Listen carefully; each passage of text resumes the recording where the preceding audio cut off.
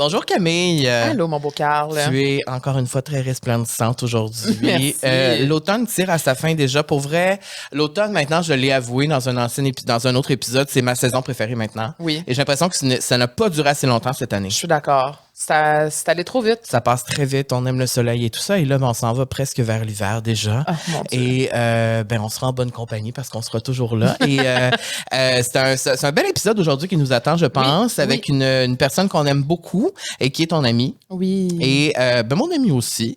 Et juste avant, l'épisode est présenté par la Natura Casa. Oui, et aujourd'hui, je vous parle d'un ingrédient clé qui est l'huile de coco. Okay. Et là, je sais que oui, on peut l'utiliser pour la cuisson des aliments, mais moi, ce que j'aime avec Kaliane et de la Natura Casa, c'est qu'elle va vraiment venir briser des mythes ou des croyances des fois qu'on a. Souvent, il y a des gens qui vont utiliser l'huile de coco pour se démaquiller, mais c'est pas la bonne option pour se démaquiller parce que, en fait, c'est que c'est une huile comédogène qui vient boucher les pores. Ah, donc, c'est une des raisons pourquoi on n'utilise pas l'huile de coco dans le visage. Par contre, on peut l'utiliser pour d'autres choses. OK. Comme quoi? Dans la chambre à coucher. Ah ouais?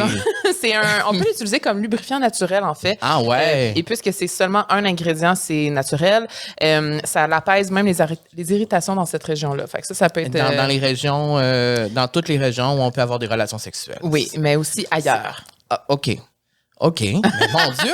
Et sur la Natura Casa, on peut en retrouver de l'huile de coco. On peut s'en procurer, ouais. Et plein d'autres produits skincare. Je vous invite encore une fois à aller les suivre sur les réseaux sociaux parce qu'ils donnent plein de trucs skincare et alentour du skincare. Donc, vraiment comme le wellness en général. Et vous avez même un 15% de rabais sur votre panier d'achat avec le code promo La Vie Sociale. Wow, comme c'est beau. J'aime ça quand tu fais des petites chroniques comme ça, Camille. Tu m'apprends des choses. C'est le fun.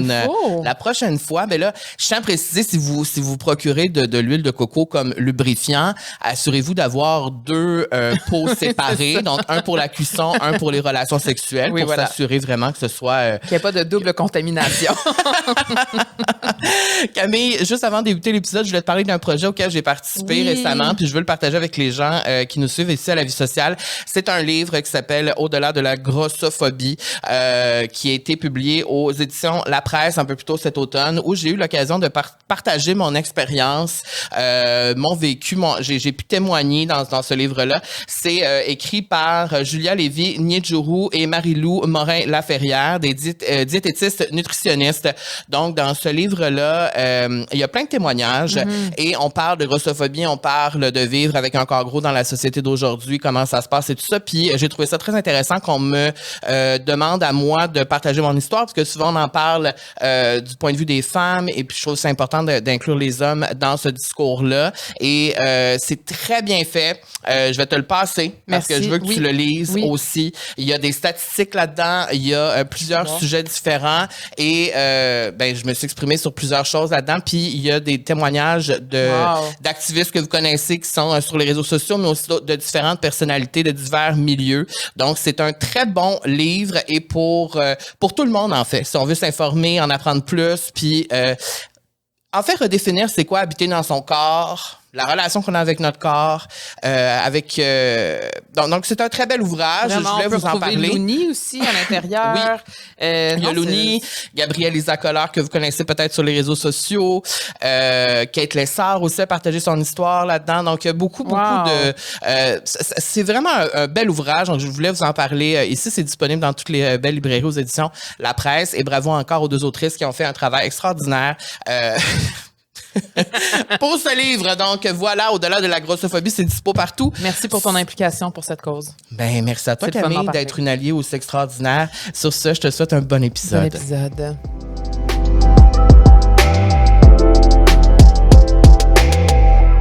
Camille, aujourd'hui, nous sommes très, très contents parce qu'on reçoit une de tes très bonnes amies et quelqu'un qu'on apprécie beaucoup qui nous inspire par ses différents looks mode. C'est une fashionista, mais c'est aussi une vedette de la mode parce qu'elle est entrepreneur. Totalement. Et on l'a connue grâce à Aude Desgraisses. Oh! Et c'est là qu'on s'est rencontrés aussi. Oui. Juliane. est avec nous. C'est moi. Et C'est vrai, Juliane. vous aimez vraiment beaucoup, hein? Oui. Oui. Ouais, hein? Ouais, Je confirme. c'est vraiment. On non, mais s'aime. on le sent en studio. Il y a vraiment une énergie, une électricité entre vous, hein?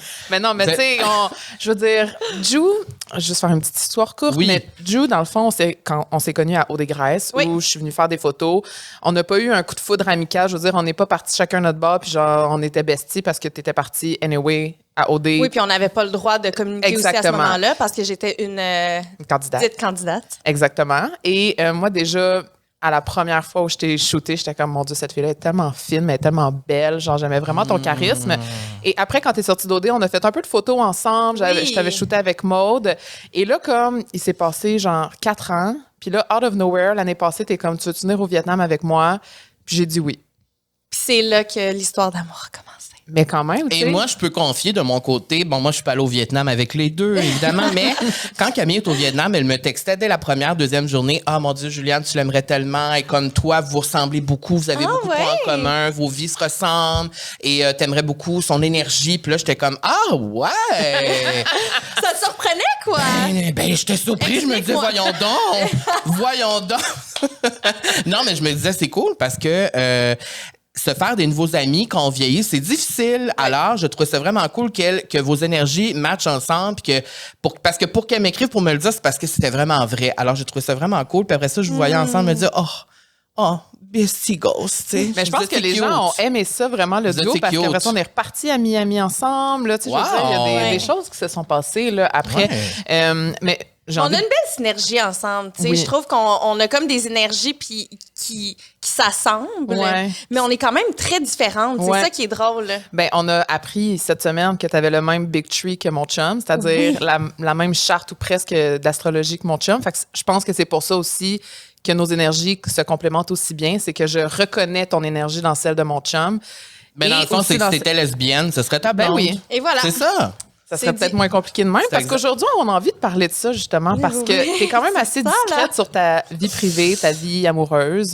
On l'a connu un peu, mais là, les gens ne savent pas, puis c'est pas nécessairement de leur affaire, c'est pas ça que je veux dire, mais on a envie de parler du célibat, justement, quand tu as 30 ans, quand tu es exigeant avec toi-même, mais aussi exigeant avec les personnes qui vont rentrer dans ta vie. Fait que je sais que Carl, ça lui parle beaucoup, parce que, bon, ben moi, c'est sûr, le célibat, ça fait déjà 7 ans de ça, mais quand même. Mais tu l'as vécu avant pendant Je l'ai très vécu longtemps. avant, ouais. Alors que tu le vivais, moi j'étais en couple et là maintenant c'est moi qui est célibataire et c'est toi qui ne vis pas le célibat parce C'est que ça. ben, tu l'as vécu assez longtemps. Ben oui, c'est assez, là. Je te casse, ça fait combien de temps que tu es célibataire? Ben c'est ça l'affaire, c'est que tu le sais pas mais ça fait quasiment le même temps que toi. Ça Ok. fait 2 ans. OK. Toi ça fait 2 ans? Presque 2 ans. C'est ça, c'est comme si je connaissais toute ta vie par Mon cœur. Tu Dieu. t'es séparé il y a 2 ans. Bon, alors ça va faire presque 2 ans moi aussi et j'avais envie de parler de ça parce que Ben, disons 1 an et demi, là, tu sais, pour être correct, là. Mm-hmm. Parce que là, après, si on s'aventure dans d'autres sujets, je veux juste être clair que ça fait 1 an et demi. Ok, un parfait. an et demi et non 2 ans. Alors, Night City, c'est ça. C'est 1 an et demi. C'est pas 2 ans. Moi, ça fait quoi? Plus que. Non. Ça va faire 2 ans. C'est le même temps. À chaque fois que je veux me rappeler la date où je me suis séparé, je le regardais, puis je dis, c'est quand? Je dirais, j'ai oublié. Puis elle s'en rappelle. Ben, c'était après mon chirurgie? opération. Ton augmentation Mon mammaire. opération est en janvier, Ouais. donc ça s'est passé en février. Et si je me trompe Moi pas, aussi. Juliane aussi. Oui. Alors, on est sœurs de célibat. On est Sœur de célibat. sœurs de rupture. Sœur de rupture. Sœurs de rupture. Et pourquoi je vais parler de ça? C'est parce qu'on va se le dire, être célibataire à 32 ans, c'est tough. Je te confirme que oui. Rencontrer l'amour à 32 ans, c'est tough. C'est Beau- déjà difficile, mais je pense qu'avec le bagage qu'on a aussi, on va pas se mentir, je trouve qu'on est beaucoup plus exigeant. Oui. On est beaucoup plus conscient aussi de ce qu'on veut dans notre vie. Fait que c'est encore plus difficile de trouver notre match. Puis aussi le bagage qu'on traîne depuis le Oui. début de notre vie, tu sais. Ce qu'on a accompli dans notre vingtaine, ce qu'on a vécu dans notre vingtaine. Puis là, maintenant, c'est comme... Aujourd'hui, parce que moi, rencontrer l'amour, c'est le rêve de ma vie. Tu sais, j'ai été Ouais. en couple toute ma vingtaine et je me considère chanceux d'avoir rencontré quelqu'un avec qui ça a vraiment marché, puis avec qui ça a duré longtemps, puis avec qui j'ai vraiment connecté. Mais mon rêve ultime, c'est vraiment de trouver ma personne. J'aimerais me marier. Tu sais, j'ai comme... Moi, je suis comme Carrie Bradshaw là, dans Sex and the City. Est-ce que tu veux des enfants? La porte est davantage ouverte. OK. La porte est davantage... Toi, t'en veux-tu? Moi, j'en veux. C'est ça qui est plus difficile d'être célibataire à mon âge. Est-ce que c'est parce que tu penses que le temps file et tu vas manquer de temps? Ça, Est-ce que tu penses à ça des fois? Parce que moi, je pense souvent et je ne porterai pas des enfants, tu sais. Alors, tu sais, des fois, je suis souvent comme, hey, là, j'ai 32 ans, je vais avoir 33 ans, mon Dieu, comme, je vais-tu me ramasser à 47 ans tout seul encore? Moi, je pense souvent à ça. Puis là, des fois, je suis comme, Carl, arrête de penser à ça. Ça va arriver, tu sais. Moi, je pense que je serais moins stressée si j'avais pas mon horloge biologique. Donc, vu que moi, je veux fonder une famille, c'est ça qui devient d'autant plus anxiogène. Parce que je sais que j'ai un timeline. Je sais que je pourrais pas avoir des enfants jusqu'à la fin de mes jours, que j'ai quand même une date de péremption, je vais dire ça de cette façon-là. Ce qui veut dire que c'est plus ça qui me met une espèce de stress de plus, de pression de plus de rencontrer. Mais je me dis, je cherche l'amour depuis que je suis probablement adolescente. T'sais. Qu'est-ce qui fait en sorte que là, à 33 ans, je vais rencontrer quelqu'un dans les 2 prochaines années? Fait que c'est ça qui me stresse. Je trouve ça difficile. Si j'avais tout le temps du monde, je pense pas que je me mettrais autant de pression parce que j'aime quand même j'ai l'impression que quand je suis seule, je m'accorde tellement d'amour que pour moi, ça, c'est une expérience que je voudrais pas me défaire. Tous les moments où est-ce que j'ai été célibataire, pour moi, ça a été des moments de croissance. Fait que je pense que ça l'a fait partie de mon parcours. Puis ça, je trouve que c'est très enrichissant. Par contre, c'est ça, si je veux vraiment avoir des enfants, ben, tu sais, il faut que je m'y mette. Mais là, avec qui, comment? C'est la question que je me pose très souvent parce que... Ben parce que c'est pas facile d'être célibataire. C'est pas facile d'être célibataire. Et de trouver l'amour passé 30 ans, c'est que rendu à 30 ans, là, t'as fait le tour de ton cercle social immédiat, on va se le dire. Oui. Rendu à 32 ans, moi, là, j'ai pas envie de sortir dans les bars à toutes les fins de semaine. Et à un moment donné, t'as fait le tour de Tinder. T'es-tu sur Tinder, Juliane? Je suis pas sur Tinder. Bon, ben là, si t'es pas sur Tinder, c'est quoi? Mais il y a d'autres applications. OK, ben là, si t'es pas... OK, Bumble? Non. OK, t'es sur aucune application? Oui. T'es sur quelle application? La même que toi. Ah, t'es sur Raya Je aussi. suis sur Raya. Bon, ben on est sisters de Raya aussi. On est sisters de Raya. Le truc avec Raya, c'est que... Pour les gens qui savent pas, Raya, c'est une application exclusive pour les gens du milieu qui veulent rencontrer l'amour. Mais pour arriver sur cette application-là, il faut que tu te fasses référer, puis c'est pas tout le monde qui est accepté sur cette application-là. Donc, c'est très exclusif. Et tu ne peux pas screenshotter sur cette application-là, sinon tu te fais bannir à vie. Donc, tu screenshots 2 fois, on te bannit à vie. Nous avons été acceptés sur cette application. Comment ça se passe? Le truc, c'est que pour moi, c'est un peu improbable. La plupart des gens que je rencontre sont de New York, sont de Los Angeles, sont de Londres. Fait que, tu sais, rendu là, est-ce que c'est réaliste dans ma vie en ce moment? Peut-être pas. Je trouve c'est le fun, là. C'est bien trippant. Je suis allée en date avec quelqu'un à New York. Ah oui, ça a marché. Fait que t'es allée d'une date. Oui, j'ai eu une date à New York. Ça s'est pas bien passé. Mais t'as une date Raya. Mais j'ai eu une date Raya. Mais c'est ça. Est-ce que c'est réaliste? Est-ce que j'ai du temps à investir là-dedans avec quelqu'un qui est à 100 km? Ben, plus que 100 km. Mon Dieu, j'ai de la misère avec mes 1000 km. Un peu plus. Un peu plus. Mais il est à 1h30 d'avion. Bon, mais tu sais, mettons, la Juliane de Montréal, là, c'est quoi ses options, mettons, pour rencontrer l'amour, passer 30 ans? Là? Qu'est-ce que tu fais, mettons? Concrètement. En fait, est-ce que tu fais quelque chose en te disant « Ah, ça va être bon pour peut-être l'homme de ma vie va être là », tu sais? C'est ça, malheureusement, non. C'est ça. Moi, je suis vraiment... On dirait que j'ai pas la force intérieure de chercher l'amour. Moi, dans ma tête, ça va me tomber dessus. Hey, on se ressemble. Mais je pense que c'est ça aussi. Fait que, tu sais, oui, je vais dans des activités sociales. J'aime aller prendre un verre, j'aime aller dans des bons restaurants, je fais des activités aussi plein air. Mais pour moi, quand je vais dans ce genre de moment-là, c'est vraiment, je me concentre sur les amis avec qui je suis dans le moment présent. T'sais.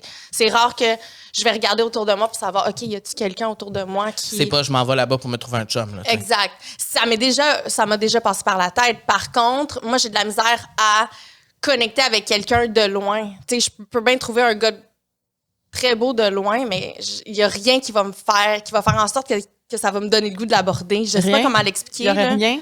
Tu ferais jamais ça, mettons? Aller voir un gars puis dire... Faudrait que ça soit un ami d'un ami. Faudrait... OK.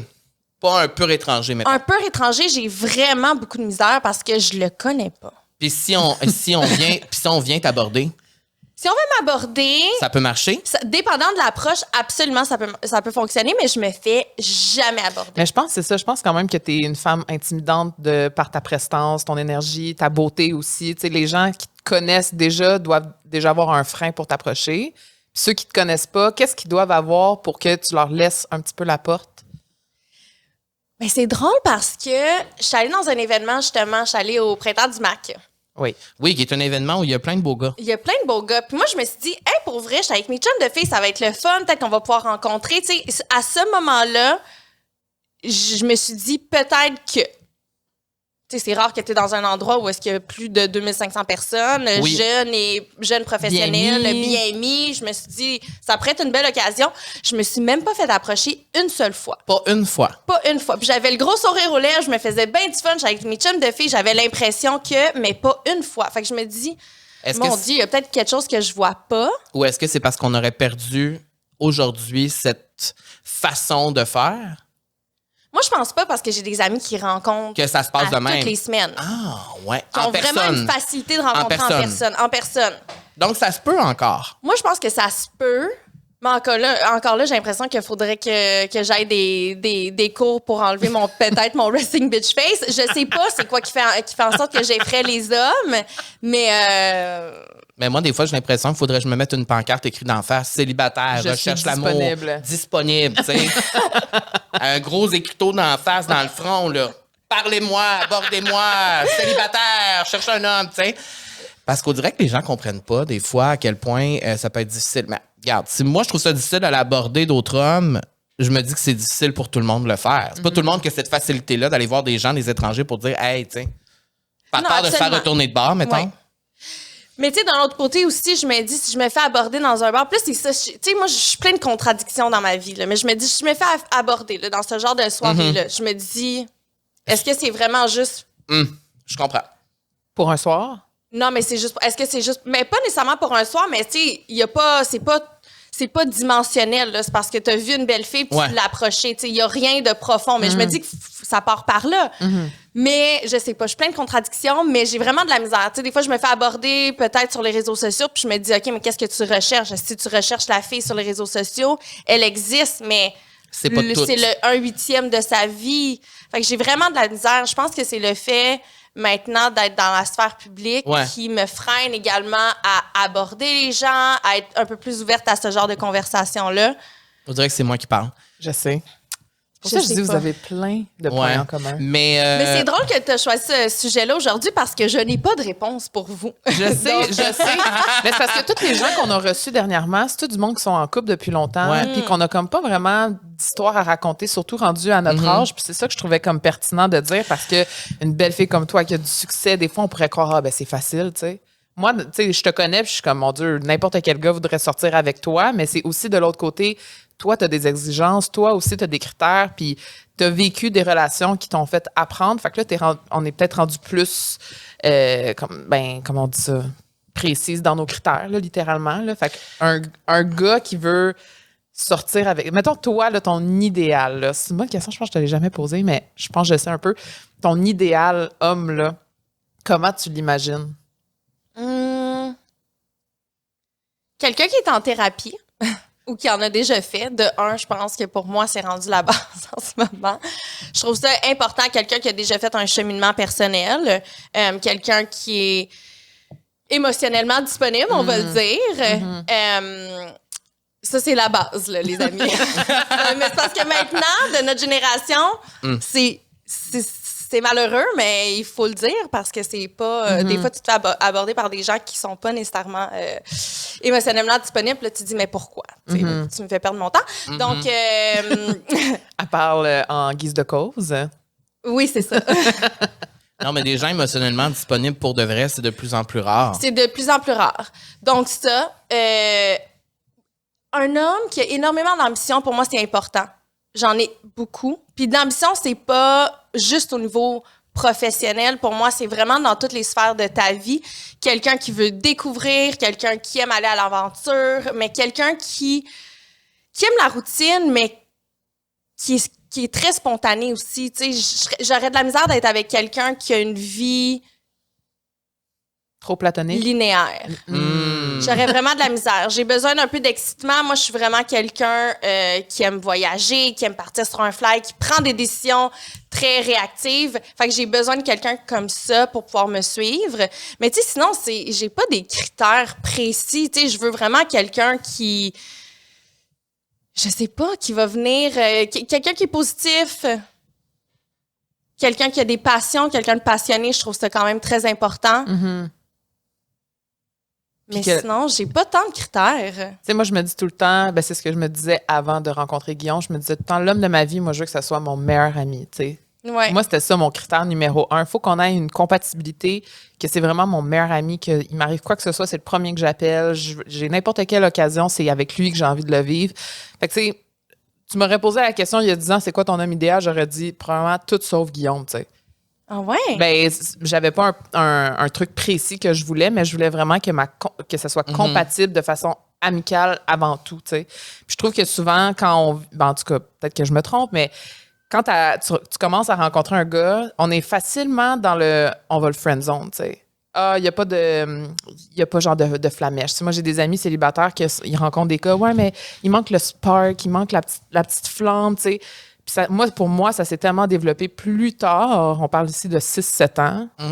Bon, peut-être pas de fréquentation. Mais t'avais quand même flashé sur lui. Moi, oui, mais lui, non. Ouais. Tu sais, mais dans le sens que la compatibilité amoureuse, sexuelle, genre la chimie, elle s'est développée vraiment, vraiment sur le tard. Fait que j'ai envie juste que les gens soient conscients aussi que c'est pas parce qu'à la première date, il n'y a pas comme un cliquage amoureux que faut le mettre aux poubelles, mais des fois, c'est le côté amical aussi, je trouve, qui est très important. Mais moi, je suis d'accord avec tout ce que tu dis, sauf que dans la réalité d'aujourd'hui, toutes les dates où je suis allée depuis 2-3 ans, par exemple, depuis 2 ans, là, pour que le timeline soit bon. Que là, si tu t'enlignes par 3 ans, il y a un problème. C'est ça. Je suis pas allée en date il y a 3 ans, c'est il y a 2 ans. Dans les 2 dernières années, ce qui se passait, en fait, c'est que ce qui se passe souvent, c'est que oui, tu vas aller en première date, tu vas voir quelqu'un parce que, bon, la personne te plaît, whatever. Mais si ça marche pas à première date comme tu veux, où il y a pas le... tu sais, ben c'est très rare, tu vas te rendre à la deuxième date, donner la chance une deuxième fois. Puis là, je parle autant de moi qui le fera pas ou la personne avec qui je suis qui le fera pas non plus. C'est tough, mettons, via les applications, de te rendre à la deuxième puis à la troisième date.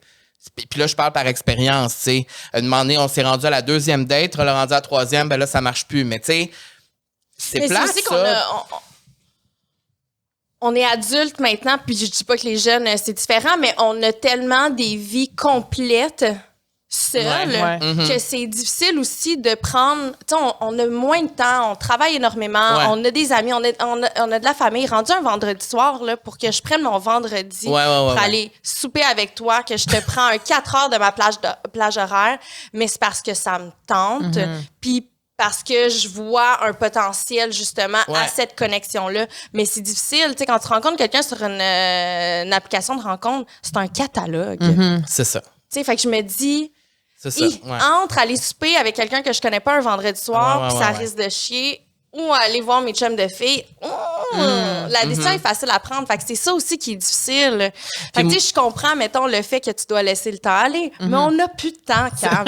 Fait que moi, là, d'attendre à la 5e date, là, pour peut-être avoir un petit spark, là, et pas le temps. Je suis d'accord. Mais c'est vrai. Tu m'as dead.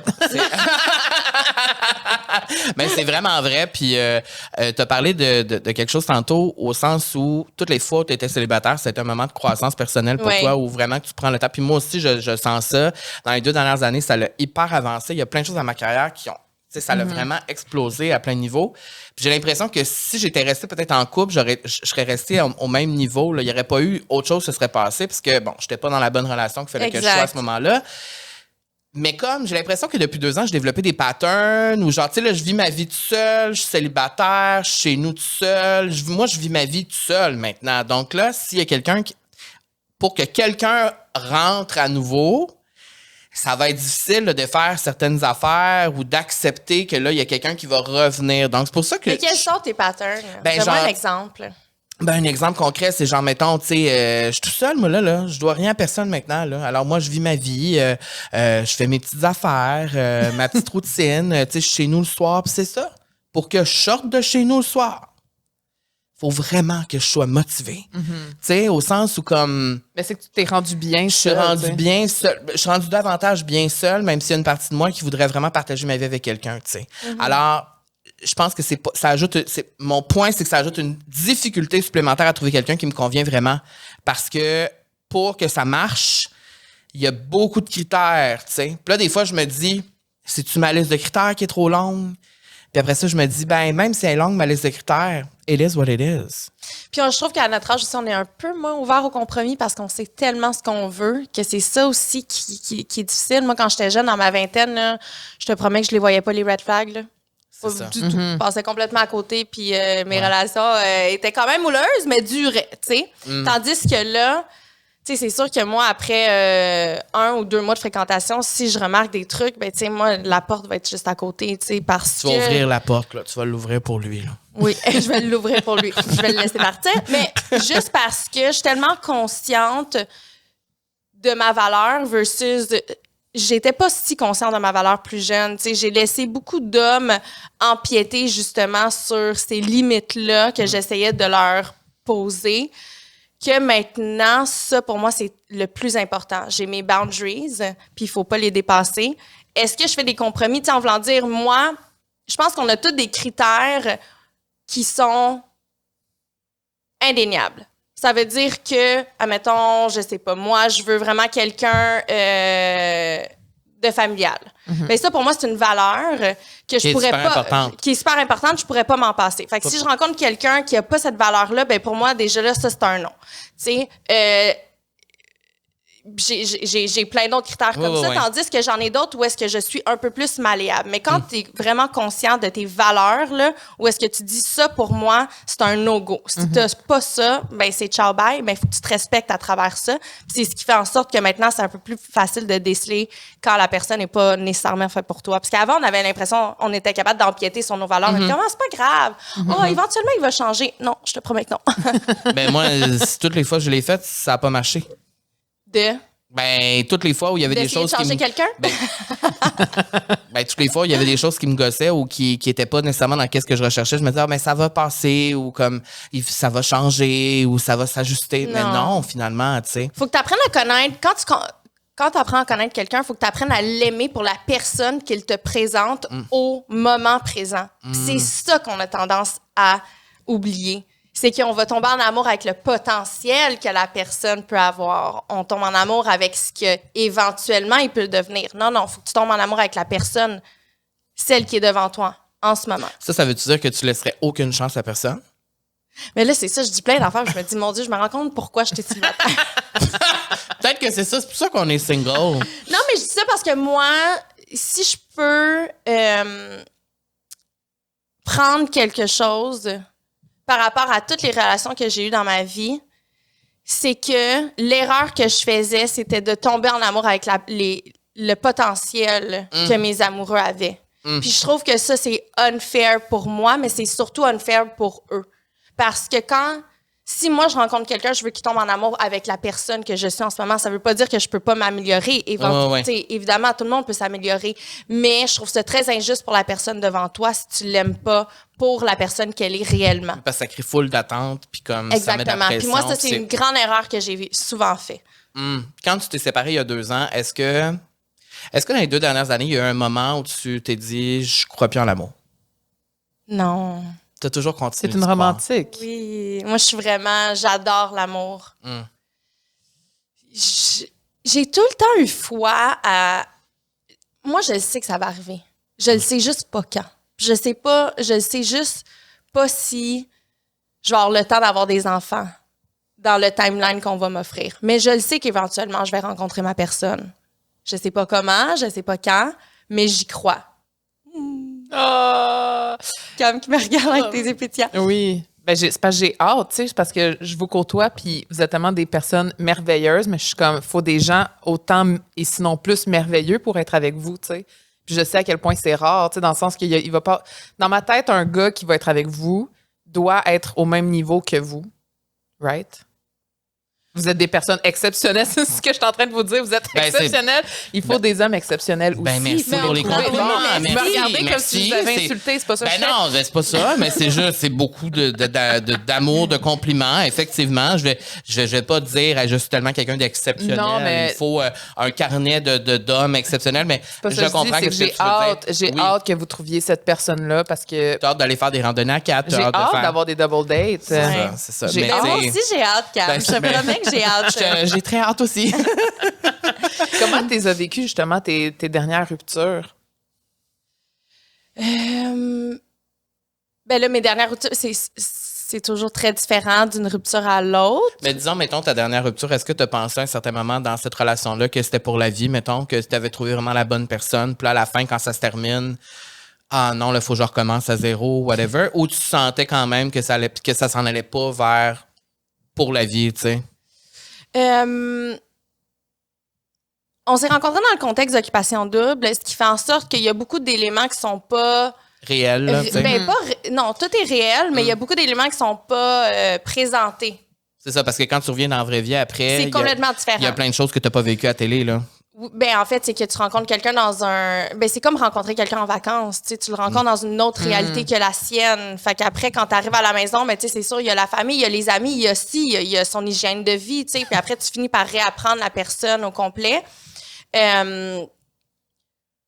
Avec mon ex, pour vrai, moi, je croyais réellement que ça aurait pu être ma personne. Ben, je pense que je me mettrais jamais en couple si je pensais pas à un moment donné. Tu sais, je pense que toutes mes ex, j'ai pensé que c'était ma personne au moment où est-ce que j'étais avec eux.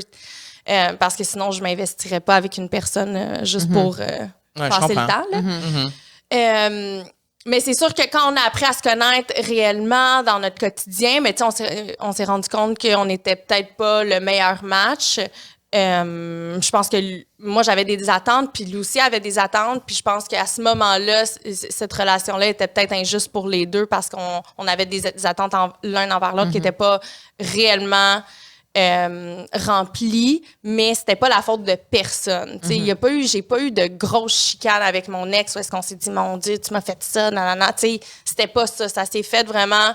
ça a été difficile. Là. Je dis pas que ça a été facile, mais on a communiqué à travers ça. Puis, à un moment donné, j'ai juste eu un déclic parce qu'après notre séparation, ben, on continue à se parler. Puis, des fois, t'es jamais sûr. T'es comme, je fais-tu le bon choix? Est-ce que j'y retourne? Qu'est-ce que je fais? Puis, à un moment donné, j'ai juste réalisé qu'il fallait que je laisse ça derrière. Puis moi, dès que je déclic, there's no going back. Fait que c'est ça qui s'est passé. Ouais.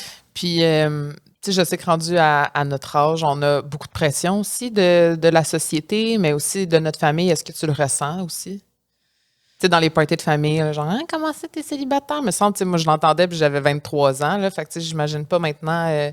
Mais je te dirais que pour ma mère, c'est plus... c'est elle qui va faire des chuchotements autour des autres. Si quelqu'un veut me poser une question, ben non, elle est correcte. Elle essaie de me protéger là, à travers ça. Puis moi, je suis capable d'en parler. C'est vraiment correct. Elle est vraiment mignonne.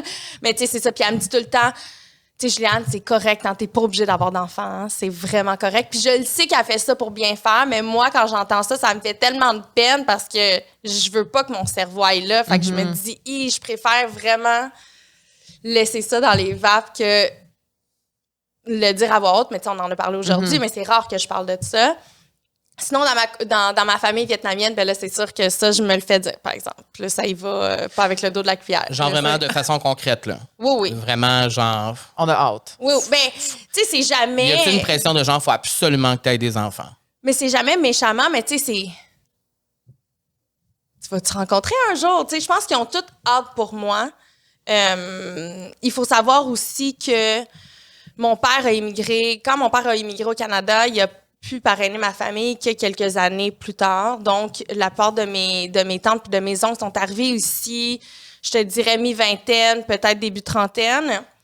Puis eux, ils ont mis leur vie sur pause pendant X nombre de temps. Tu sais, littéralement, tu laisses ta vie derrière au Vietnam pour déménager dans un autre pays. Tu dois tout recommencer, que ça soit les études, que ça soit au niveau des amis, que ça soit juste développer ton environnement social au Canada. Puis aussi apprendre la langue. Fait que, tu sais, veux pas, ça l'a fait en sorte que la plupart de mes tantes, mes oncles ont pas pu avoir des enfants. Puis ça, je sais qu'à travers leurs yeux, quand ils me disent ça, c'est parce qu'eux ne veulent pas que je passe à côté de quelque chose qu'eux ont passé à côté. Fait que, tu sais, c'est tout le temps dans la bienveillance. Est-ce que je reçois cette pression-là, puis je trouve ça un peu anxiogène parfois? Oui, mais je sais que c'est toujours dans la bienveillance, puis ils veulent tout le temps, tu sais, les gens veulent tout le temps mieux pour la prochaine génération, puis je pense que pour mes tantes, c'est ça, tu sais, pour eux, c'est tellement important d'avoir une belle et grande famille, puis toutes mes tantes, en fait, j'ai qu'une seule tante qui a pu avoir des enfants, puis c'est celle qui est restée derrière au Vietnam. Ouais. C'est fascinant. Je savais pas ça. Ouais. Fait que c'est comme un peu d'essayer de patcher leurs blessures. Oui, probablement. Mais deep down, ton sentiment à toi de vouloir des enfants, il est réel puis il est vrai. Oui. Tu veux vraiment des enfants pour de vrai, non pas pour la pression que tu ressens de ta famille, par exemple. Mais ça, je me suis posé la question. Ah, parce que c'est ça? Oui, parce qu'à un moment donné, tu finis par te demander, est-ce que ça, c'est mon désir ou c'est ce que les autres veulent pour moi? Puis non, moi, j'adore les enfants. Quand il y a des enfants dans la pièce, je suis vraiment là, attirée. J'adore les enfants. Je pourrais pas passer à côté de la maternité. Je pense que je trouverais ça vraiment difficile. J'ai quand même pensé à... Moi, je veux 3 enfants, je veux 2 grossesses. Faites le compte, ça fonctionne pas. Ben, des jumeaux. Tu voudrais des jumeaux. Moi, je veux des jumeaux. OK, mon Dieu. Je savais pas. Oui, je veux des jumeaux. Puis ma voyante, elle m'a dit Que ça va se passer? Que ça va se passer. Donc, moi, je pensais avoir des jumeaux. Puis après, je me suis dit, l'autre grossesse, ça va être mon troisième enfant. Par contre, si ça se passe pas de cette façon-là, je suis vraiment ouverte à adopter, moi. Puis je suis ouverte à avoir des enfants seuls maintenant. Chose que j'étais pas prête à ça. Tu m'aurais posé la question il y a 1 an, j'aurais dit non. Absolument pas. Mais je pense que mon désir d'être mère est plus fort maintenant que jamais. Et je veux pas me réveiller à 50 ans et me dire j'aurais donc dû. Donc, je pense que vers la fin trentaine, 38, 39, 40, si j'ai pas encore de partenaire, je pense que j'irais... je le ferais seule. Oui. On en a parlé de ça avec Joël Legendre, parce que Joël Legendre, son premier garçon, il l'a eu seul. Ouais. Puis quand je lui ai posé la question, justement, il m'a dit « Ouais, mais c'est pas parce que je voulais pas être en couple ou whatever pour avoir mon premier enfant, c'est juste que là, je voyais le temps passer, puis je voulais absolument avoir un enfant. Ouais. Il était vraiment obsédé par ça, il voulait absolument être père, tu sais. Mais ça, tu vois, je savais pas ça de toi, que tu pourrais... t'envisages que tu pourrais peut-être le faire seul. Mais je trouverais ça dur. Absolument. Puis c'est pas ce que je m'étais imaginé pour mes jeunes enfants que je n'ai pas encore, mais c'est pas la famille idéale selon moi. Mais c'est une option que tu as. Mais c'est une option maintenant que j'ai parce que je sais que, tu sais, égoïstement, là, je sais que la maternité m'apporterait énormément. Ah ouais. Puis je sais que j'ai le goût d'apprendre à me connaître à travers ce rôle-là. Tu sais, je me vois aller avec... tu sais, moi, j'ai été full... Hey, pourquoi je parle? Ta nièce? Tu sais, ma nièce, puis même avec... Quand j'étais plus jeune, moi, j'ai une petite sœur qui est 4 ans plus jeune que moi, puis j'ai une cousine qui est 8 ans plus jeune que moi, puis j'étais tellement protectrice d'elle plus jeune.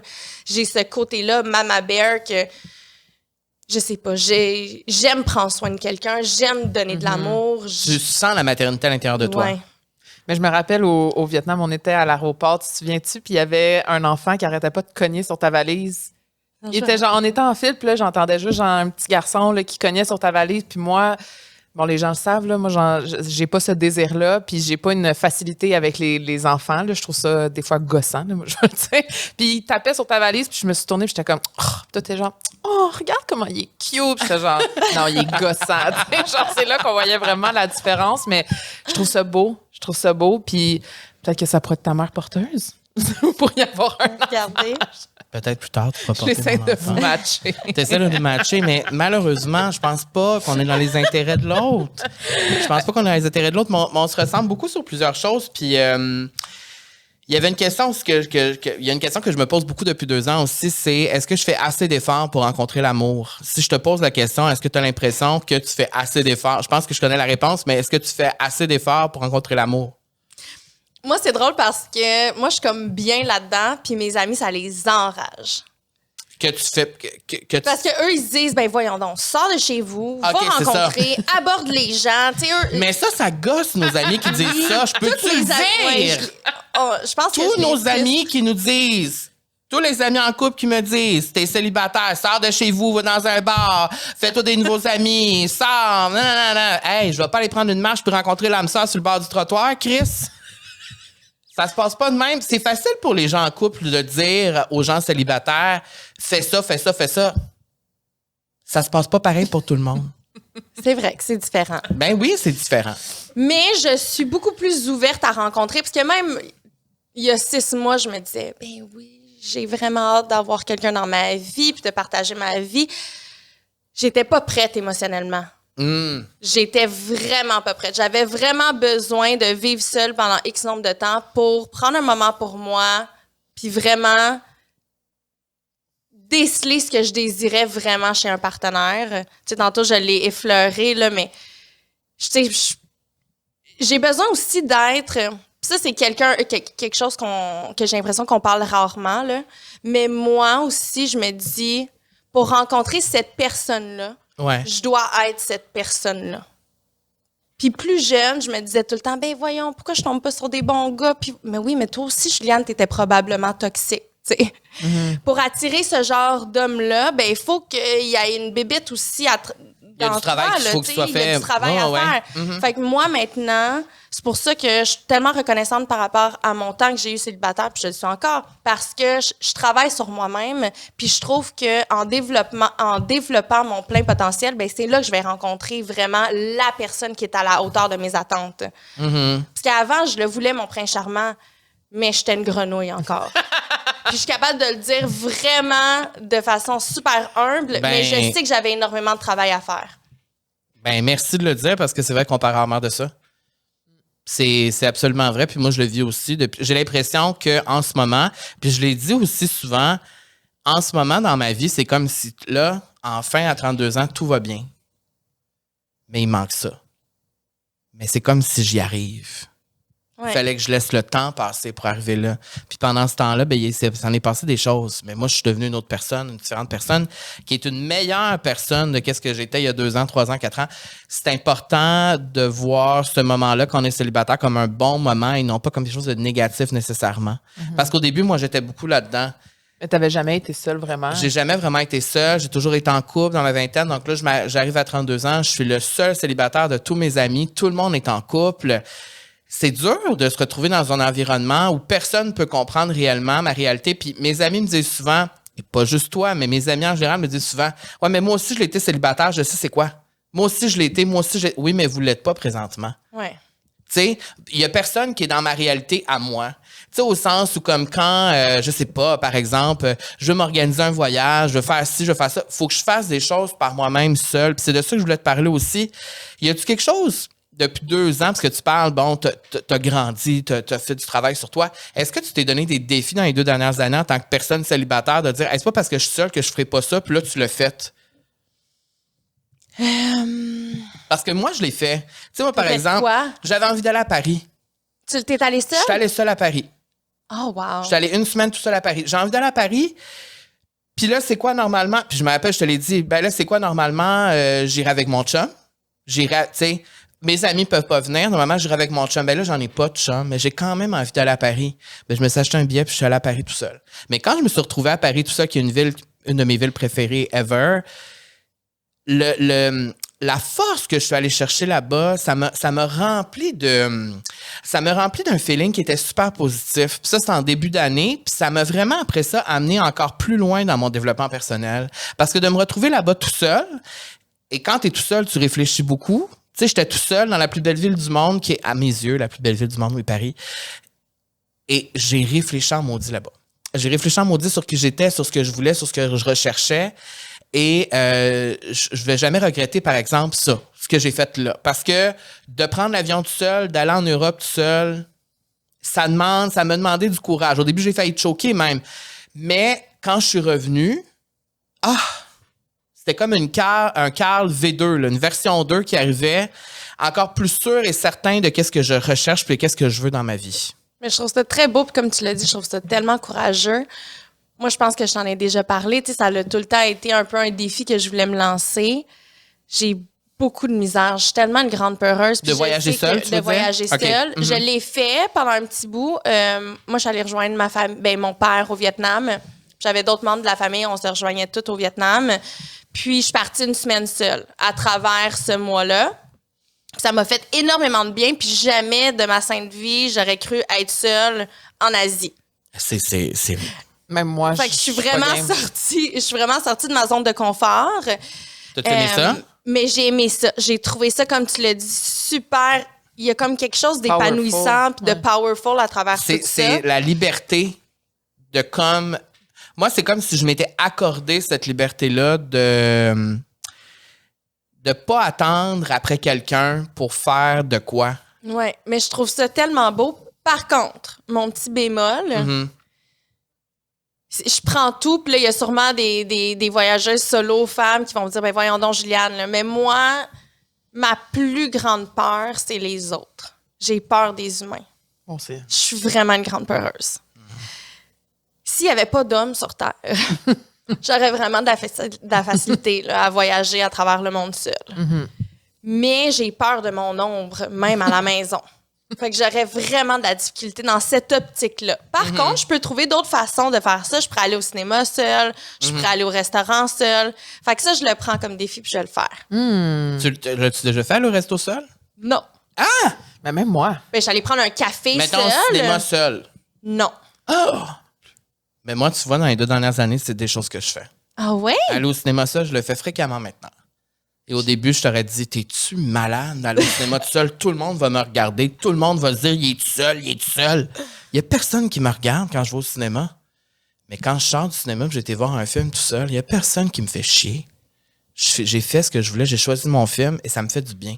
C'est des affaires que je vais chercher qui me font du bien, des choses que je faisais normalement avec un homme. Mais c'est parce qu'à un moment donné, je peux pas mettre ma vie sur pause parce qu'il n'y a pas un homme à côté de moi pour faire des choses avec moi. Ouais. Faut que je continue à vivre, continuer à faire mes affaires, tu sais. Mais, C'est ça demande beaucoup de travail. Puis, tu sais, je pense que c'est il y a 2 semaines, là, parce que moi, ça m'arrive souvent, là, tu sais, parce que moi, je suis pas capable de rester chez nous. Faut tout le temps que je fasse quelque chose, tout le temps que je sois en action, tu sais. Puis, ça arrive des fois que je suis comme, bon, ben là, on est samedi, je me lève le matin, là, je travaille pas aujourd'hui, ce qui est très rare. Là, aujourd'hui, je veux faire de quoi? Mais je suis tout seul. Mes amis sont en couple, eux sont en randonnée, eux sont là-bas, ces deux-là font des commissions. Là, je suis tout seul. Alors là, je vais prendre mon café tout seul. Là, je fais mes affaires. Puis là, je sais que la soirée s'en vient. Là. Puis là, je sais que je vais devenir nostalgique, puis je vais pas me sentir bien. Puis là, je suis comme, je vais aller au cinéma ce soir, je vais faire de quoi, je vais m'occuper, tu sais. Mais il y a toujours le moment où je vais peut-être choquer de sortir le soir tout seul, faire de quoi. Mais je me pousse dans le cul. La dernière fois, je l'ai fait il y a 2 semaines, j'avais pas envie, le rendu, puis je l'ai fait. J'ai pris mes clés d'auto, je suis sorti dehors, je suis allé au cinéma, puis quand j'ai fini ma soirée, j'ai fait « Hey, tu sais quoi? Ma date avec moi-même, elle était cool, c'était cool. Oh, j'aime ça. Je vais t'envoyer un story quand je vais le faire. Fais-le, mais je t'encourage à le faire. Je vais le faire. Puis c'est sûr qu'il y a comme quelque chose dans ma tête qui me dit tout le temps « Je vais être assis au cinéma, puis le moment donné, il y a un gars qui va venir me voir. Allô, tu sais. » Je confirme, ça s'est pas passé encore. Mais il faudrait peut-être qu'on se fasse des pancartes. Si j'en fais une pancarte, pour moi, je t'en enverrai une. Parfait. Tu sais, un gros collier écrit célibataire, recherche, tu sais. Recherche un mec mortel. Oui. Mais on se rappelle des bracelets Oui. là, dans le temps, là, quand tu sortais d'un bar, vert, ça voulait dire célibataire. Mais ça, tu vois, c'est un jaune, truc. c'est compliqué, puis rouge, c'est je suis en Ouais. couple. Ouais, c'est dans quelle base? C'est une affaire hétérosexuelle, celle-là. Là. Oui. C'était dans quel genre au Radio Lounge, ça? C'est quoi? Mais ça, ah, mon Dieu, le Radio Lounge. Mais OK, c'est avec ça, tu rentres dans le bar, tu choisis ton Choisis bracelet. ton bracelet, puis là, c'est pour savoir si les gens peuvent t'approcher ou non. Tu sais, il y en a que ça va être comme, OK, on le sait que ça, elle est disponible. L'autre, plus frileuse à l'idée, mais la porte n'est pas fermée. Puis l'autre, c'est genre, je suis mariée, des Toi, enfants. t'en mettais des bracelets de même. Non, moi, je l'ai jamais fait, mais je l'ai Tu vu. voyais les gens le faire. Mais moi, dans ma jeune vingtaine, j'ai tout le temps été en couple. C'est ça comme moi. Ouais. Ouais. On va y aller avec la question bonheur, présentée par Matelas Bonheur. Parce que tu nous rends heureuse, Juliane. Et aussi parce que mon intégration fit avec toi. OK. Ah! Je parle, dans le fond, que le ménage peut améliorer son sommeil. Et je sais que tu as une femme de ménage chez toi. Oui, on l'aime. Et je vous pose la question, est-ce que vous saviez qu'une chambre bien rangée et organisée peut créer une atmosphère plus paisible qui favorise un meilleur sommeil? Absolument. Ah, 100%. 100%. Donc, voilà, faites votre ménage 100%. de chambre ou engagez une femme de ménage comme... c'est Daniel, c'est ça? Daniel. On l'aime. Parce que le désordre peut conduire à un sentiment de chaos et rendre la relaxation plus difficile. Puis ça, c'est vrai qu'on dit une chambre vide, un esprit sain. Là, je sais pas trop, il me semble, il y a une maxime, non? Ben, Oui. je pourrais pas te la compléter, mais... Une maison organisée, esprit... En tout cas, bon. Une maison organisée, une tête libérée. Voilà. Mais c'est pas ça Wow. pour tout. Je vais le prendre. Mais tu sais, moi, je dois dire que quand je confirme le ménage, tu dors mieux après. Moi, j'utilisais le ménage pour me défouler. OK. Alors, mettons, quand je passais à la balieuse le soir, là, tu sais, quand t'es fru un peu, tu passes à la balieuse, après ça, là, tu te sens un peu mieux. Mais là, depuis que j'ai une balieuse robot, je passe pas à la balieuse. Fait que je peux plus te défouler. Je peux plus me défouler via le ménage. Mais je peux confirmer que le ménage, ben, tu te fatigues un peu, plie un peu de linge le soir, tu vas mieux dormir après. Et voilà. Donc, ma question bonheur pour toi. Vas-y. Quelle est, selon toi, ta plus grande force? Hey. Pour les gens qui te connaissent pas beaucoup... J'ai goût de dire résiliente. J'ai Ouais. pris pas mal de débarques, moi, dans ma vie. Puis je me suis tout le temps relevée. Je sais pas d'où vient cette force-là. Je pense qu'il y a peut-être aussi mon orgueil qui vient, qui joue là-dedans. Mais je me suis jamais laissée abattre. Fait que j'ai vécu des épreuves difficiles dans ma jeune vingtaine, dans ma trentaine. Puis je pense que ma force, c'est vraiment d'être capable, justement, de voir la lumière au bout du tunnel puis de me relever de ces défis-là. Est-ce que moi, j'ai l'impression que des fois, c'est qu'il n'y a pas d'autre option que de passer au travers. Puis c'est de là, des fois, j'ai l'impression que Parce que t'es beaucoup résiliente je pense aussi. aussi, je le suis, c'est que quand il arrive quelque chose de tragique ou quoi que ce soit, mais j'ai pas le choix de passer au travers. Fait aussi bien le faire le plus rapidement possible puis régler les bobos le plus rapidement possible pour passer à un autre appel. Je sais pas si t'es comme ça ou est-ce que ta résilience est rapide, est plus longue ou... En fait, c'est que là, je suis en thérapie aussi par rapport à ça, mais je suis un peu rendue nomme. Je sais pas comment le dire en français. Engourdi. Je suis un peu engourdie aussi parce que Tu vois, je suis un véritable dictionnaire bilingue. dans ma jeunesse, j'ai vécu, admettons, certains traumas, puis j'ai tout le temps enfoui ça. Tu sais, pour moi aussi, tu sais, oui, je suis résiliente, mais je pense que j'ai beaucoup de mauvais patterns aussi à travers cette force-là. Je suis habituée de prendre des défis ou des traumas, puis juste de les... Clean, ouais. Parce que Oui. c'est plus facile. Ouais. Mais il faut l'éclairer ou il faut... Non, je Tomber l'éclaire dedans, pas, c'est là. ça. Je les mets en dessous du tapis. Fait que ça s'accumule. Ah, c'est C'est ça. ça. Fait que c'est pour ça qu'après ça, il faut faire le Puis ménage après, là-dedans. je me déconnecte de ces émotions-là. Ce qui fait en sorte que, ben non, Juliane, elle va super bien. Ben non, tout est correct. Ma réalité. Mais si je prends le temps d'aller taper avec mes émotions, j'ai plein de petites boules, de petits nœuds à travers ça. T'sais. Mais j'ai comme appris à me déconnecter. Fait que c'est pour ça que je suis résiliente et je suis capable de me relever. Mais à chaque fois, c'est ça, c'est quelques petites blessures. Il faut juste que j'apprenne avec la thérapie à mettre un baume sur ces blessures-là. C'est une très belle réponse. On parle d'amour de soi. Oui. La Juliane, quand tu étais à OD, mettons, mais là, t'en as fait 2, là, mais mettons, Juliane, OD. C'est toi qui as fait Occupation Double 2 fois. On peut-tu en parler de ça en premier? Vas-y, Oui. c'est quoi ta question? C'était-tu plus cool la première, la deuxième fois?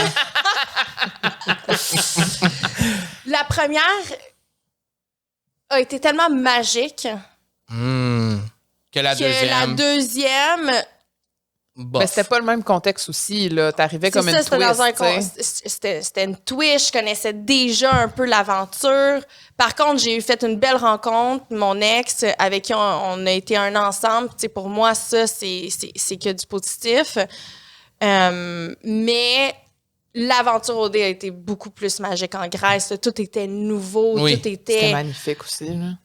Hey, on était en Grèce aussi, on Ouais. va se le dire, là. Ouais. Mais Quand on te l'a demandé pour faire la deuxième fois, est-ce que tu as dit oui tout de suite ou ça t'a pris un moment pour réfléchir? j'ai pris un moment. En fait, c'est que moi, je pensais j'ai eu un Zoom call avec la production. Ouais. Qu'est-ce qu'elle veut dire? Moi, dans ce temps-là, j'avais le Moju Show avec Maude. Oui. Ma grande chum de Grèce. Oui, qui est encore ma grande chum. On la salue. On la salue, on l'aime. Bonjour, Maude. Puis, moi, je pensais qu'on nous offrait justement d'animer quelque chose là-bas. Moi, je pensais qu'il y avait... Moi, jamais, en 100 ans, que j'aurais... Fait que tu t'en allais sur Zoom Call pour... Puis tu pensais que c'était pour une job. Moi, je pensais que c'était une opportunité là, professionnelle. Moi, j'avais aucune idée que ça allait avoir rapport avec moi qui recommence une deuxième aventure.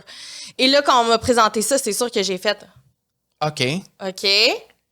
J'ai pris l'information, mais là, après, c'est quand on t'offre cette proposition-là, c'est dur de la refuser parce que ça a tellement été une aventure pour moi enrichissante la première fois que je me suis dit, c'est dur de dire non quand on te l'offre sur un plateau d'argent. Est-ce que moi-même, je me serais inscrit pour le refaire une deuxième fois? Absolument pas. Par contre, j'avais peur de regretter si je disais non. Puis donc, je l'ai fait. La différence entre la Juliane avant OD Grèce. Donc, c'est ça, il y avait une question. Oui, c'est ça.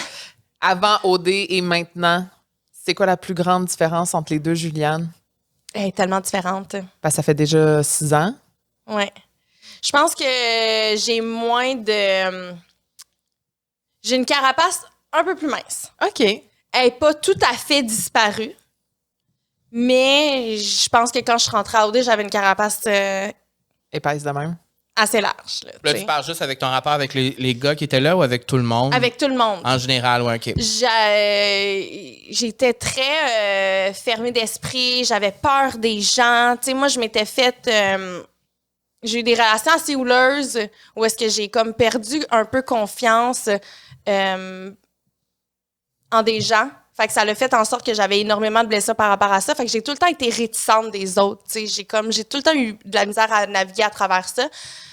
Puis OD, ça m'a permis justement de me défaire de ça. Tu sais, parce que oui, je pense que c'est important de te protéger et de ne pas être trop naïve, mais je pense que si tu t'empêches justement de rencontrer puis d'établir ce genre de nouvelles relations, ben tu passes tellement à côté de belles affaires. Tu sais, juste ma relation avec Cam. Tu sais, ça, c'est quelque chose que j'aurais pas fait dans... Moi, j'étais vraiment no new friends, là. Parce que j'avais peur, justement, de rentrer des nouvelles personnes dans mon cercle. Tandis que là, je suis comme tellement un livre ouvert. Je suis comme, ben non, venez vers moi. Tu sais, pour moi, je trouve ça tellement enrichissant. Des nouvelles aventures, des nouveaux humains, comme des nouvelles connexions. Je trouve ça vraiment génial. Ah, mais c'est beau, ça, qu'OD t'a permis de faire ça dans ta vie. Ouais. Que ça t'a apporté ça.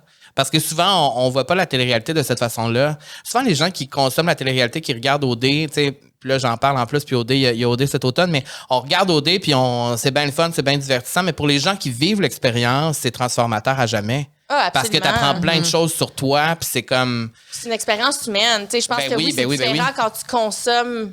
Tu le consommes à la télé. Tu sais, pour toi, tu regardes ça, puis t'es comme... Ça peut être un peu superficiel, mais pour les gens qui le vivent... personnellement. C'est pas juste du frenchage puis du bikini, là. Non. Non, mais c'est vrai. Quand est-ce dans ta vie que t'es complètement... Ben, t'es vulnérable. Sorti de ta propre réalité. Ouais, t'as pas tes amis, t'as plus tes béquilles. Là. T'as pas de sel. T'as pas de sel, t'as plus tes amis, t'as pas ta famille. T'es complètement seul avec toi-même, avec plein de gens de milieux différents, de cultures différentes. Ça peut être quand même anxiogène. Là. C'est quand même différent. Mais c'est tellement enrichissant parce que c'est là que tu te rends compte que les connexions humaines, c'est ce qu'il y a de plus important dans la vie. Tellement. C'est bien dit, ça. Tu parlais d'amour de soi tantôt. On en parle depuis tantôt. L'amour de soi, c'est indispensable. Oui. T'es d'accord? Absolument. Et j'ai envie de te poser cette question-là. Comment tu fais au quotidien? Parce que là, tu me dis que tu vas pas au cinéma tout seul, tu vas pas au resto tout seul. Comment tu fais au quotidien pour cultiver ton amour de toi, de soi, de toi, de soi? L'amour de soi. Ton amour à toi. Comment tu fais pour le cultiver au quotidien? Qu'est-ce que des petites affaires que tu fais dans ta vie qui te font du bien? Moi, c'est drôle là, parce que je me parle jamais mal. Hey, ça, là. Je suis vraiment la personne qui est la plus bienveillante envers moi, c'est moi-même. Je me parle tout le temps avec douceur. Je suis ma plus grande cheerleader. Moi, je me parle tout le temps, là, à travers la journée. Puis à chaque fois, mais tu sais, admettons, aujourd'hui, j'avais plein de choses à faire. Puis je suis ici, puis je trouve ça le fun. Mais après, je pense comme, ça se peut que je réussisse pas à finir ma to-do list. Mais ce soir, au lieu d'arriver et me taper sa tête, je vais faire, hey, Juliane, c'est correct, t'as fait du mieux que tu peux. Je me parle tout le temps de cette façon-là. C'est un super pouvoir, ça, là. Tout le temps, Dieu, oui, tout le c'est temps un avec super pouvoir. douceur. C'est vraiment rare que je me dis, t'es une vaut-rien, t'es ci, t'es ça.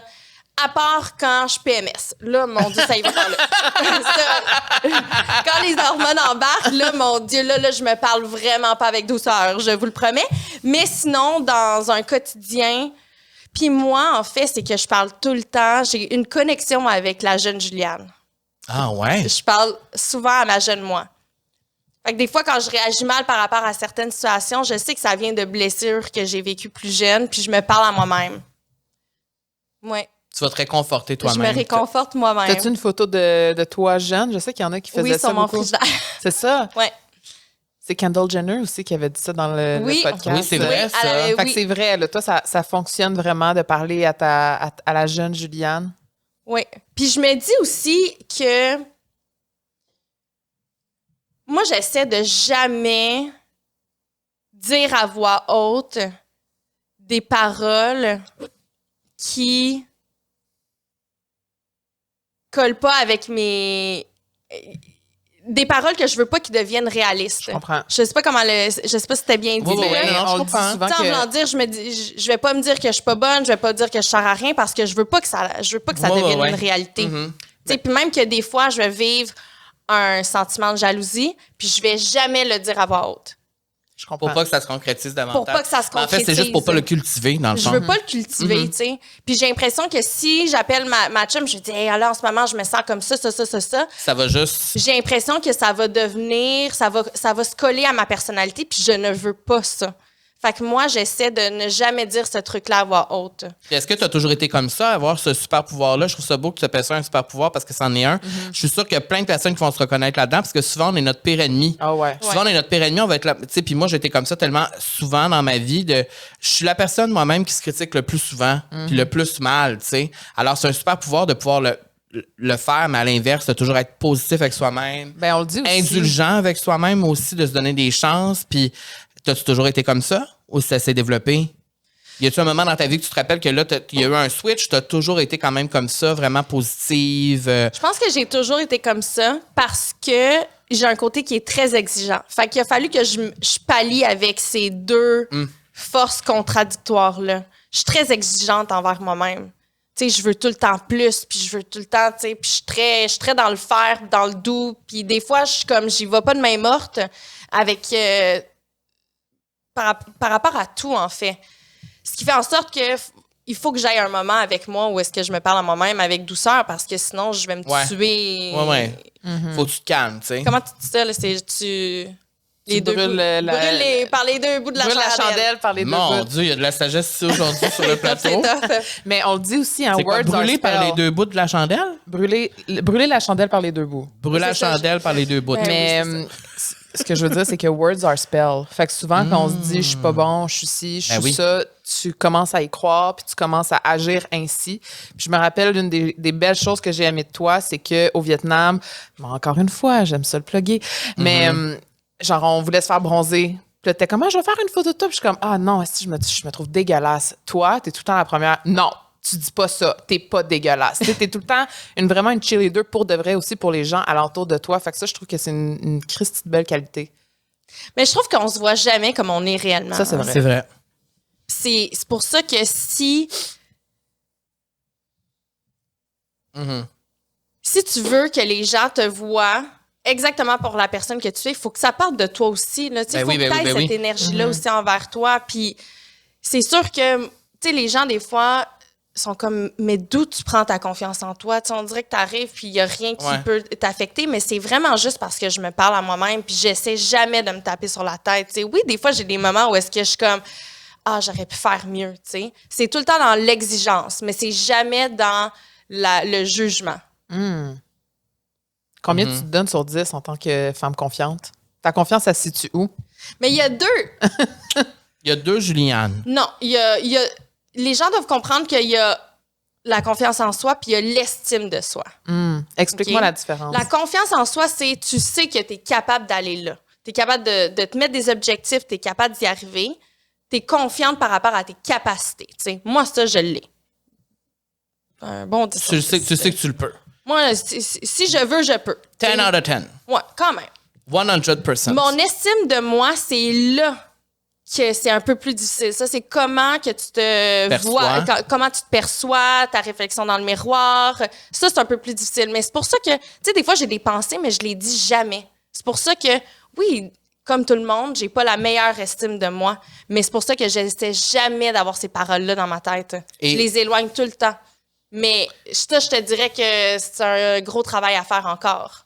Oui, puis je pense que c'est un travail qui dure toute une vie. Exactement. Mais je pense aussi que quand tu es un cheerleader pour les gens autour de toi, ça se reflète dans ta propre estime de toi. Tout est comme, tu sais.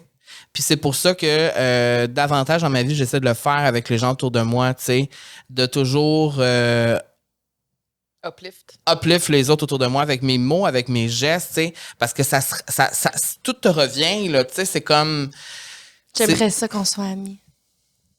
Bon, on l'est peut-être. Oui, on l'est peut-être. On l'est à partir d'aujourd'hui. Non, mais je dis ça parce que moi, en fait, mon estime de moi, puis ça, c'est un problème que j'essaie de travailler, c'est que... Tu trouves qu'on te le dit pas assez? Non, c'est que moi, mon estime de moi est basée sur le regard des autres. Ouais. C'est là mon problème. Ben oui. Fait que même si je me parle à moi-même puis je me dis, mais non, mais je suis belle puis je suis forte puis c'est vraiment que je cherche tout le temps à avoir la validation des autres. Puis là, c'est là que je dois venir pallier les blessures de la jeune Juliane pour comprendre pourquoi que j'ai ce désir-là de toujours être validée par les autres. Parce que c'est sûr que je vais jamais y arriver. Fait qu'il faut tout que je me donne ce self-love-là à moi, mais c'est là qui est un peu. Est-ce que davantage, en vieillissant, tu comprends davantage la jeune Juliane? Je comprends surtout d'où ça part. Oui. Mm-hmm. Je comprends. Parce que je te pose la question parce que je le comprends davantage dans ma vie aussi, puis parce qu'on a une blessure qui est très semblable. Tu le sais, on s'en est parlé. Ah oui. Oui. On a une blessure d'enfance qui est. Toi, t'en as-tu déjà parlé sur le podcast? Oui. Ouais. Oui. Ben, tu peux le mentionner, tu peux le dire si tu veux. Là, moi, j'ai rien à dire là-dessus. Tu peux le dire si tu veux, cette blessure-là, mais cette blessure-là qui fait que. Toi, dis la tienne. Ben, tu sais, il y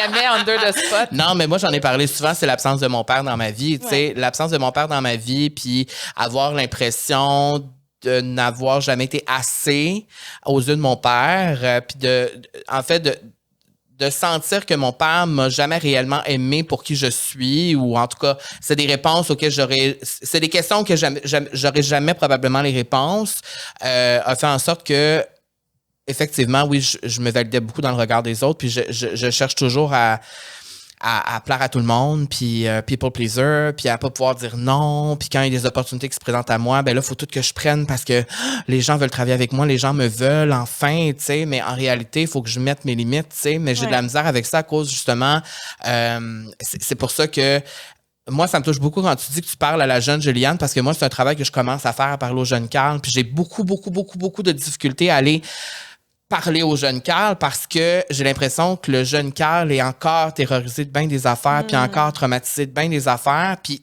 pour moi, d'aller là, ça demande c'est un énorme travail. Ça demande beaucoup d'énergie et une force hors du commun pour aller là. Parce que dans le fond, j'ai l'impression que le jeune Carl a juste besoin d'être réconforté. Ouais. Alors, de se réconforter soi-même, c'est aussi un super pouvoir, tu sais. Donc, que tu as réussi à développer ça, c'est... Y a-t-il un moment en particulier où tu t'es dit là, il faut que j'aille vraiment parler à la jeune Juliane parce que tu as compris que ça partait de quand tu étais jeune? En fait, c'est que moi, j'ai réalisé que moi, dans ma famille, il n'y a pas beaucoup de bravo. Il n'y a pas beaucoup de validation par les mots. Il n'y a pas beaucoup de je t'aime. Il n'y a pas beaucoup de... Puis je suis pas une personne du doigt, mais moi, ça m'a manqué en grandissant. Avec mon père, j'étais jamais assez. T'sais, si j'avais 95% à l'école, mais t'aurais pu avoir 100, voyons donc. Fait que je mangeais de la merde parce que j'avais pas eu 100, parce que j'étais à 5 points d'être la perfection. Fait que c'était jamais assez. C'est ça qui fait ton exigence que t'as envers toi-même. Ah oui, absolument.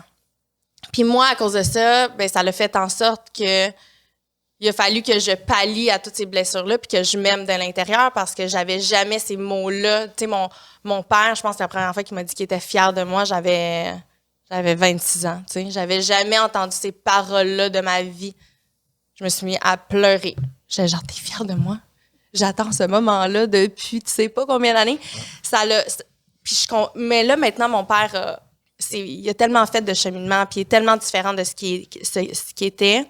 Moi, mon histoire est un peu différente de la tienne. Mon père a été présent toute ma jeunesse, puis est venu un moment dans mon adolescence où est-ce que j'ai déménagé à temps plein chez ma mère. Ça a créé vraiment une déconnexion avec mon père, puis je pense que ça a été très difficile pour lui. Puis depuis ce moment-là, ma relation avec mon père a été très, très, très houleuse. Mais tu sais, je me rends compte que mon père a tout donné ce qui était possible pour lui de m'offrir à ce moment-là précis. Je pense que plus jeune, j'essayais de trouver un coupable, puis je me suis dit, tu sais, j'essayais de mettre la faute sur quelqu'un. Maintenant, je me rends juste compte que oui, j'ai eu certains traumas qui ont été créés dans ma jeunesse, mais c'est à moi maintenant de venir mettre un baume sur ces blessures-là. Puis si je le fais pas, il y a personne d'autre qui va le faire. Ouais. Je suis vraiment rendue là. Mais tu sais, maintenant, j'ai une belle relation avec mon père. Je te dis pas que c'est tout le temps facile. Mais je suis beaucoup plus douce aussi envers lui. Je comprends sereine beaucoup aussi plus. avec ça. Oui. Tu sais, mon père, il a vécu tellement d'affaires. Il a vécu, tu sais, il est parti du Vietnam, il avait rien, tu sais. Après la guerre, mon grand-père est décédé là-bas. Sa famille qui s'est séparée. Sa famille qui s'est séparée. Tu sais, mon père est venu tout seul au Canada. Il parlait presque pas la langue. Il a fallu qu'il se débrouille. Qui trouve un nouvel emploi, puis après, qui avait tout le poids sur les épaules de parrainer toute ma famille pour que ma famille puisse finalement émigrer au Canada. Tu sais, c'est beaucoup pour un jeune. Là. Tu sais, ça, c'était dans sa jeune vingtaine. Fait que, tu sais, puis aussi, je comprends maintenant mieux que ma famille vietnamienne, c'est une toute autre culture.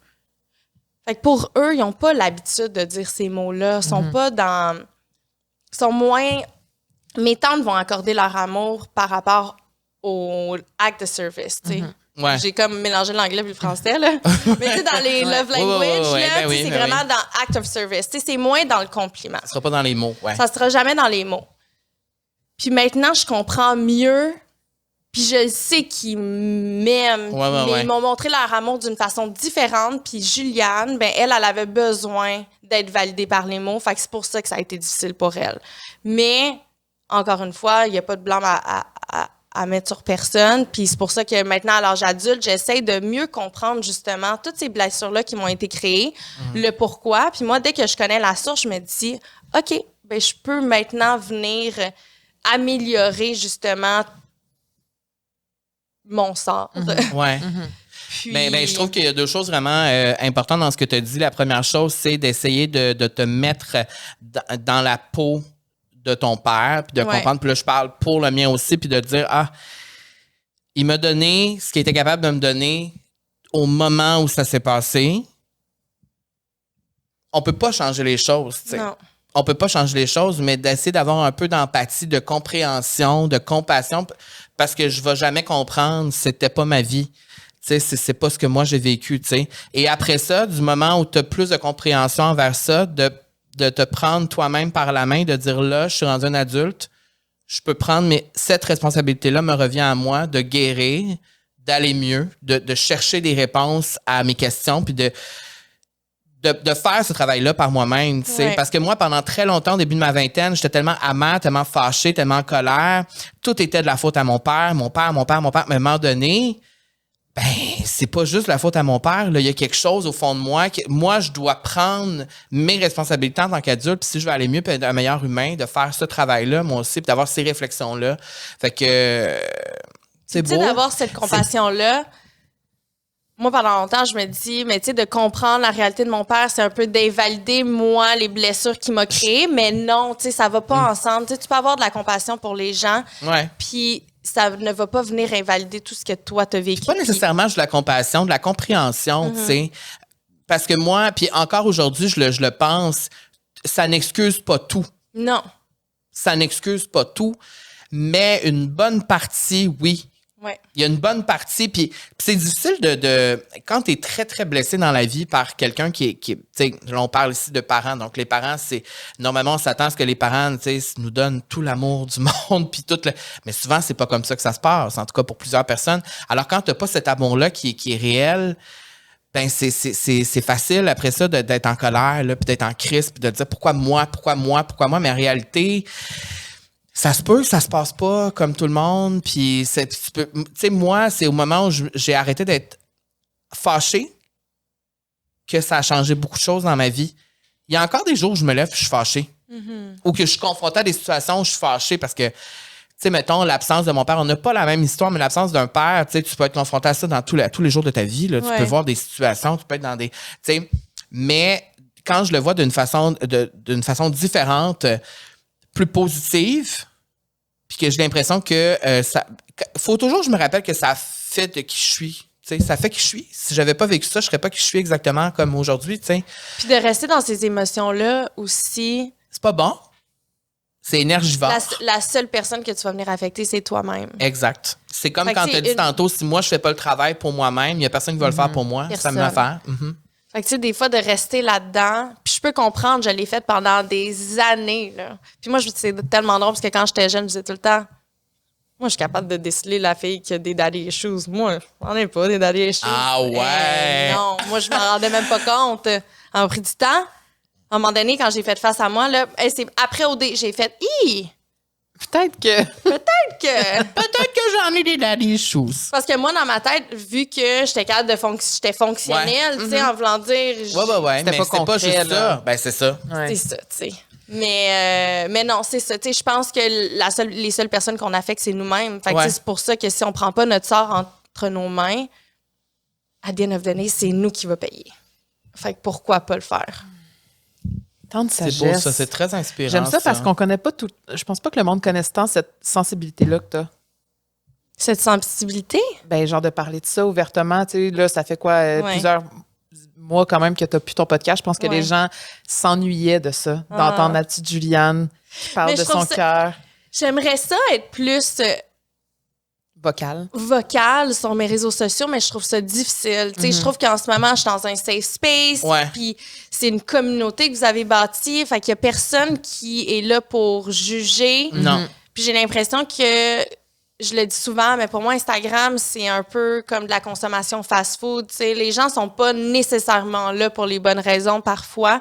Fait que des fois, je me dis, mais à quoi bon m'ouvrir autant?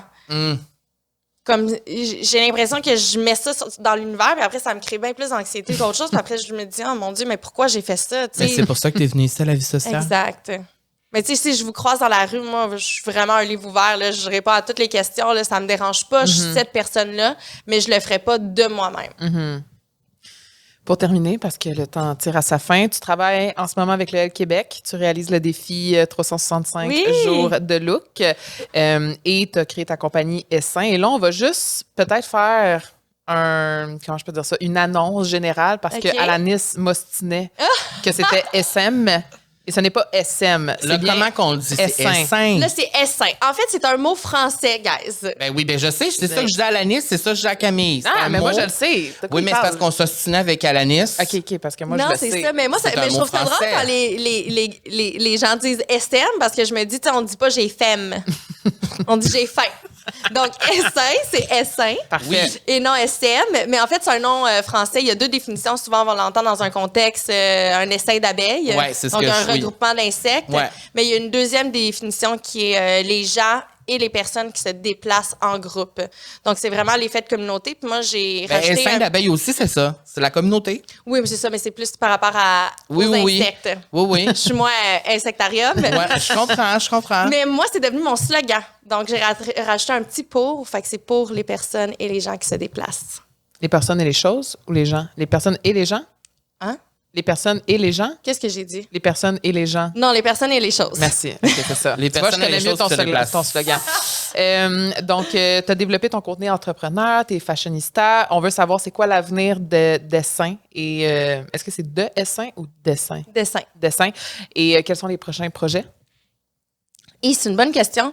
Là, tu étais au Festival Mode et Design cet été, ça s'est super bien passé. Oui, ça s'est super bien passé. Tu sais, j'y vais vraiment au jour le jour. Pour les gens qui sont entrepreneurs, vous savez comment c'est. Là, c'est énormément de temps, d'efforts, de défaites aussi et de montagnes à surpasser. Je trouve qu'en tant qu'entrepreneur, tu es souvent tout le temps en mode trouver des solutions. Ouais. Fait que tu tournes tout le temps un peu autour de ta queue. J'ai dire cette expression-là. Puis je pense que dans la dernière semaine, je l'ai dit 15 fois. Tourner autour de ma queue. Tu l'as dit, puis je me suis dit, tourner autour de sa queue. C'est même pas ça, là. C'est pas ça? C'est C'est quoi? chercher sa queue, c'est ça? Mais Je suis non! tournée en... Attends, continue. Un chien qui tourne autour de sa queue. Courir après sa Courir queue. après sa queue. Courir, tourner la queue, Hey, voilà. Oups. C'est ça. Fait que t'as l'impression que tu cours tout le temps après ta queue. Comme une poule pas de tête. Donc, en ce moment, je veux pas me lancer dans Dans le trop gros, mettons. dans de l'expansion. Je veux bien faire et bien contrôler ce que je fais déjà. Puis une fois que ça va être bien installé, là, je vais pouvoir avoir des plans de développement. Mais je pense qu'en ce moment, j'aurais pas... En fait, Essaim n'aurait pas les rangs assez solides pour développer. Donc, en ce moment, je veux juste me concentrer sur la communauté qu'on a déjà, offrir un bon service, puis des produits de qualité. Donc, Et là, on peut aller les voir aussi en magasin, à Saint-Bruno, c'est ça? oui. Mais là, ça sort quand, ça? Bientôt, là. Ah, mon Dieu! Ben, avant Noël. OK. Bon, ben nous, on est là jusqu'au 30 décembre, si ça OK, vous tente. parfait. Puis on est avec d'autres compagnies. On est avec Lil Underwear, Girl Crush. Puis là, et c'est comme Drake. c'est vraiment comme dans un local de magasin, là. Oui, exactement. C'est comme un pop-up éphémère. Donc, on est là pour une période Comme de celui du 3 Carrefour mois. qu'on était. Exact. Donc, au promenade Saint-Bruno jusqu'au 30 décembre, on peut aller voir les sacs, les toucher, Oui, les essayer, exactement. voir si ça fit avec notre look. Oui. Et là, ben, tu peux confirmer, toi, tu penses que tu as la collection. Toutes les, Ben, il y a je deux l'ai, là. collections, 2-3 collections, c'est ça. Tu les as toutes entières chez vous. J'en ai tout. beaucoup. Je pense que j'en ai 5. 4 ou 5. C'est fou. Ah, Barnouche, Ouais. Ah! c'est ma bonne amie. Ah, c'est une vraie fan. Et là, je suis contente parce que j'ai une exclusivité devant mes yeux, mais vous n'allez pas pouvoir la voir Ah, tout de suite. mais c'est Ah, laquelle? Je peux te... Elle, là, sur la petite table. Celle que je porte en arrière. OK, ça, c'est une exclusivité. C'est une... Ça va sortir quand, ça? Ça va sortir, si tout se passe bien, vers la mi-novembre. OK, ça En s'en tout cas, vient. je peux Ouais. vous confirmer que c'est cute. Ben, je Vous allez aimer je ça. vais m'en procurer. Merci, Juliane. Hey, merci à Ça a vous, passé j'ai trouvé beaucoup. ça tellement le fun. C'était le fun de te parler. Oui, puis j'ai l'impression que je vais parler au jeune Carl bientôt à cause de toi. Merci Ouais. pour ces réflexions-là. C'est Tu m'en très donneras beau. des Et je pense que souvent, en tout cas, moi, ça me fait ça quand je m'ouvre sur ces sujets-là qui sont des sujets qui me rendent très vulnérable. Après, là, je me dis, j'aurais-tu dû. Mais moi, quand j'entends des personnes parler de ça me fait du bien. Alors, ce qu'on a fait aujourd'hui, j'ai l'impression que ça va venir peut-être réconforter plusieurs personnes. Alors, merci c'est- beaucoup pour ta vulnérabilité, puis pour ton ouverture, puis ta générosité aussi. Merci beaucoup. Je veux juste faire une petite parenthèse parce que je pense qu'on se ressemble vraiment beaucoup, Carl. Parce que là, tu viens d'énoncer ça, puis je me suis dit, c'est sûr que tantôt, je rentre dans mon char, puis je regrette tout ce qui s'est dit dans Mais le podcast. au contraire, non. parce que moi, puis je vais terminer là-dessus, là, mais moi, l'an dernier, au début de l'année, j'ai vu une discussion entre Drew Barrymore et une autrice, en tout cas, puis il parlait de ça, de la relation avec le père. Là, c'est le sujet qu'on a parlé aujourd'hui, là, mais il parlait de ça, puis c'est un segment qui a duré 10 minutes. J'ai écouté ça, là, ça a changé ma vie. C'est vrai, tu me l'as envoyé. Alors, souvent, une discussion, juste, tu sais, on n'a pas dit grand-chose dans le fond, là, mais tu sais, de juste avoir une discussion puis d'en parler, ça peut tellement débloquer des affaires dans les cerveaux des gens qui nous écoutent. Donc, merci. Et regrette pas quand t'embarques dans ton char tantôt. Ben non. Merci, guys. Je vous On aime. t'aime. On t'aime. On t'aime. Merci, Ju. Merci, Carl. Merci, Camille. Et pour terminer, c'est quoi ton emoji préféré? Pour les gens qui nous écoutent jusqu'ici. Tu peux regarder dans tes textos, c'est lequel Mais qui est c'est le tout le dernier temps. que t'as dit? Il est Un vraiment cœur? gossant, non? Ben C'est- non, c'est ah. mon petit. Hein? Attends, là. Une petite face. Je l'envoie tout le temps. Lui. Hein? Avec la petite. Ah, OK, le petit bonhomme sourire avec la petite goutte bleue. Oui. OK. Bon, parfait. Bon, ben là, c'est un peu... C'est très niché. C'est très Mettez des sacoches. Mettez des sacoches. Mettez le sac à main si vous êtes rendu jusqu'ici sur YouTube. Et ça, c'est quelque chose qui nous vient de Catherine Peach. Au début, on l'a reçu au début de l'année, puis elle nous a dit ça. On fait ça à la fin, l'emoji. Et là, on le fait avec les gens, puis ça fonctionne bien. Alors, merci d'avoir été là. Merci à tout le monde d'avoir été ici jusqu'à la fin. Vous êtes bon. On t'aime. Vas-tu être à Saint-Bruno des fois pour rencontrer tes fans? Oui, je vais essayer. Ben là, c'est ça. Mes week-ends sont assez remplis. Mais tu vas des fois être là. Si Mais on est des fois, chanceux. j'essaie d'être là les samedis, dimanches, ouais. Bon, alors vous le savez. Et nous, on ira faire un tour aussi. Certainement. Merci. Je vous aime. OK, bye. Bye.